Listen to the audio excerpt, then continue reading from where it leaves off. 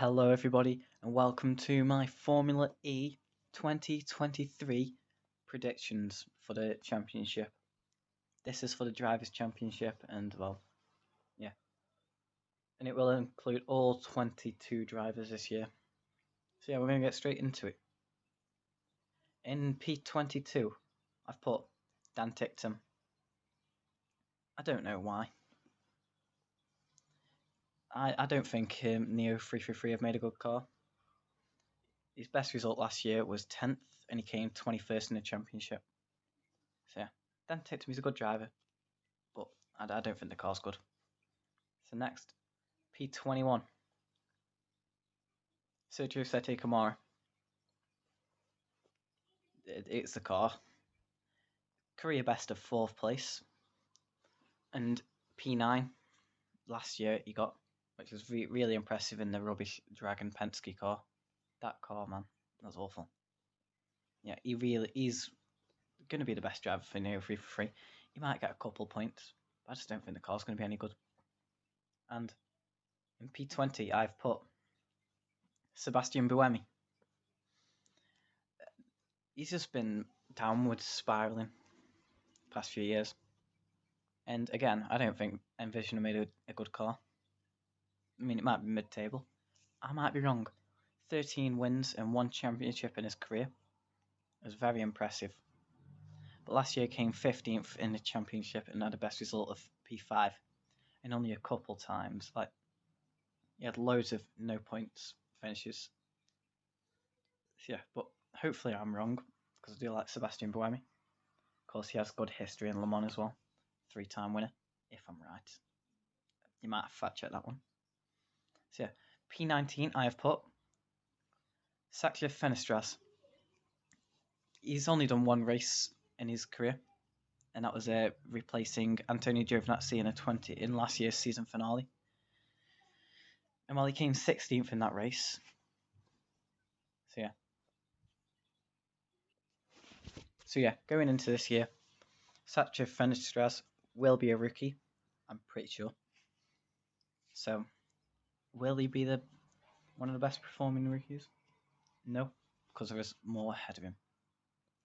So P18, I've put Nick Cassidy. Again, it's down to the car, this one. Best result of P1, which was last year's New York Grand Prix, E-Prix. And he has had a few poles, so he's got that on his side. Came P11 last year in the championship, and that was his best ever. So yeah, Nick Cassidy coming P18. Yeah, that's down to the car, that one. P17, Nico Muller, driving for the brand new Abt Cupra team. Of course, he didn't race last year. He has 17 starts to his name, and he came 20th in the championship that year, and he got a result of P2, his best result. That's his only podium in Formula E. But other than that, his other results were okay. P16, I've put Andre Lotterer, driving for Avalanche Andretti. I've not really been impressed by the car in the pre-season, but they could just be sandbagging like all the other teams. And I really hope Jaguar was sandbagging. So he has a career best of P2, which he got in the Mexico E-Prix last year, if I'm right. Because, yeah, Porsche got that one too, didn't they? He came 12th in the championship and got P8 for his best ever in the championship. So we're going to move on to the next one. P15, I've put Oliver Rowland, and I've not filled in his stats. Oh my god, what a clown I am. Off the top of my head, he has got a win. He might have 2. And last year, I've no clue where he came in the championship. He doesn't drive for Neo 333. He drives for Nissan, I want to say. Might be wrong there again.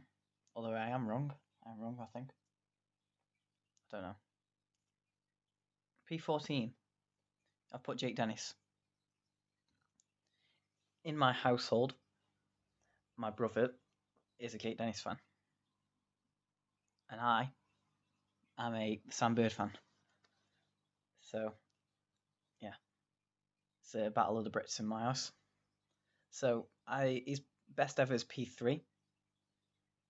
And he was very close to winning the 2021 championship, although he did crash, which stopped him from winning. He got P1 in a London E-Prix this year, and he's had 3 wins in his entire career. And his best championship position is not 6th. I've got them the wrong way round. So in 2022 he came P6, and his best ever is P3. So yeah, we're going to go on to the next one. P13, I've put Norman Nato, who does drive for Nissan, so Oliver Rowland drives for Mahindra then. So in 2022 he came 22nd because he only did 2 races and then with the Seoul, is that how you say it? The South Korean races, after Sam Bird fractured his hand in the London E-Prix race. And in them races he came 14th and 13th, which in a Jaguar which was battling for the title. It was not very impressive. Although he did win the season finale of 2021. So he has got a race win under his name. I think he's only got 17 starts in his career, with a career best championship position of 18th. So going on to the next one. P12, Robin France, driving for Abt Cupra. The Abt Cupra is midfield car in my opinion, although he could have been sandbagging. Robin France is a driver who I think could win the championship given the car. He has 2 race wins to his name. Last year he got a best of 2nd, and he came 7th in the championship last year. Career best championship positions P4. So let's go on to the next one. P11, I've put Mitch Evans. This is truly down to the car. And yeah, Mitch Evans is going to get beaten by Sam Bird this year. Sam Bird was quicker than him in pre-season. And yeah, he's got 6 wins in his career. 4 of them came last year, so he's really unlucky not to have won a championship last year. But that mechanical failure or software issue or whatever it was in London really cost him. And while I was really, really gutted he did not win it, being a Jaguar fan, I just wanted to see Jaguar winning, which I got 4 times last year, so I mean it's alright. Career best, he came 2nd in the championship, which was last year. So yeah, Mitch Evans, truly down to the car, that one. Else he would have been higher. P10, Lucas Di Grassi, driving for Mahindra. Yeah. Last year he came P5 and he got a win last year. So that was very impressive, and he got that at the London. I don't know if I'm right there. I want to say I'm right because I think I'm right. The London E-Prix. 13 race wins, which might be the record. I can't remember off the top of my head. But he is a former champion and, well, the sport's main icon in my opinion. He's the one who started the sport amongst the drivers.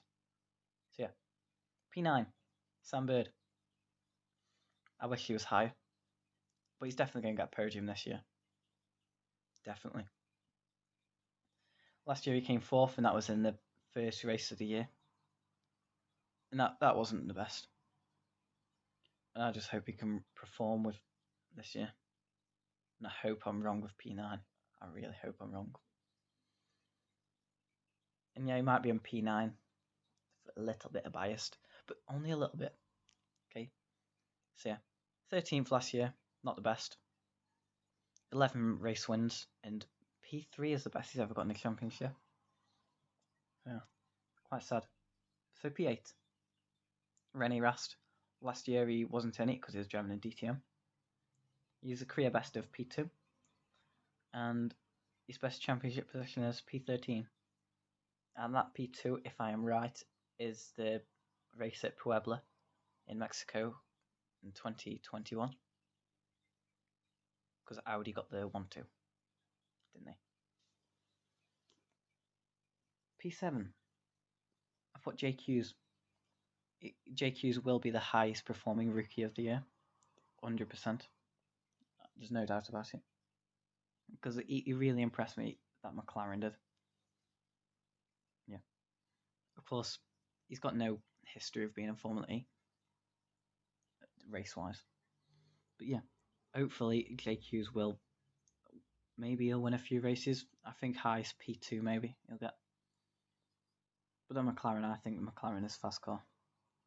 I'm going into P6 now. Antonio Felix da Costa, former champion, 7-time race winner. He got 1 win last year. I can't remember where. But they only came 8th in the championship last year. So yeah, he'll be looking to build on that this year. And hopefully get another title with Porsche. P5 will be his old teammate, Jean-Eric Vergne, driving for DS Penske. Last year he came 4th in the championship. And he took it down to the final weekend, but yeah, he didn't get enough points to win it. And he only got a best of P2 last year. So 10 career wins. And he's the only multiple-time champion in the sport, being a 2-time champion. Can't remember off the top of my head if they are back-to-back. Probably some a bit more research, but yeah, last minute thing. P4 then. Pascal Wehrlein, former F1 driver, driving for Sauber and Manor. He will be driving for Porsche. Got his first win in Formula E last year and Porsche's first. I think Porsche got a decent car this year. And they've definitely got a really strong driver lineup. Possibly the strongest. But yeah, P10 last year in the championship with 1 win. So now we're on to the big time. P3 in the championship. We're in the top 3. Max Gunther for Maserati. Yeah, the Maserati car really impressed me. Really did. I'm pretty sure Max Gunther topped every session. But I don't think he'll be champion because he hasn't got an experience of battling for the championship. Because last year he came P19th in the championship. And the best is sort of 8th. So, I mean, speaks for itself there. But he has got a win, which is in the New York E-Prix in 2021. Driving for BMW Andretti. So, our vice champion will be Stoffel Vandoorne, the reigning world champion. I don't think he'll defend his crown. I really don't. I think that DS Penske is a very fast car. But will it win? That's the question.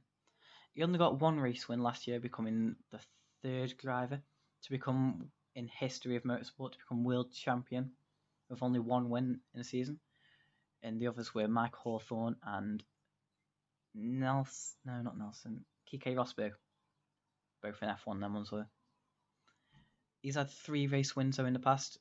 I'm pretty sure 2 of them came at Rome. Correct me if I'm wrong. And yeah, so he is the reigning champion. And in P1, the soon to be the world champion, maybe. My predicted world champion. It is the Swiss man, Edoardo Mortara, driving for Maserati. Like I said, that Maserati is the fastest car out there. 100%. 6-time race winner. 4 wins last year. It's just a shame in the final 4 races he only scored points in I want to say 2 of them. But yeah, he definitely had a terrible end of the year, except for the final race, which he did win. But as a consolation win at that point. Career best in the championship came P2. And that was... I'm just thinking, what's that, 2021? I think maybe. Yeah. He came P3 last year in the championship. So yeah. That's what it is. Oh, I've made a mess of that. So yeah. Thank you all for watching this video. That was my predictions. And shall I put a bonus prediction in? Okay. I'm just going to think of one off my head what the bonus one will be.